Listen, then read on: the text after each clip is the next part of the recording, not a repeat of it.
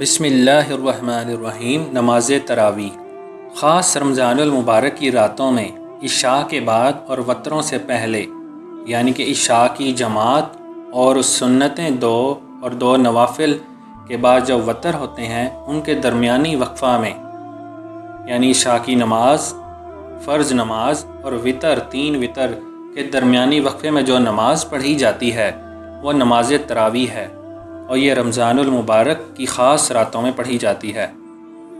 احادیث میں نماز تراویح کی بے پناہ فضیلت بیان ہوئی ہے۔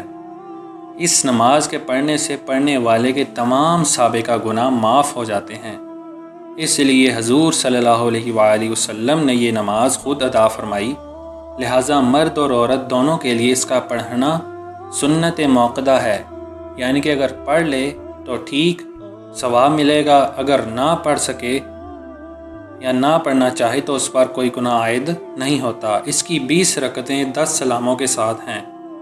ہر 4 رکعت کے بعد کچھ دیر آرام کرنا اور نماز تراویح کی جو دعا ہے وہ پڑھنا مستحب ہے۔ بسم اللہ الرحمن الرحیم۔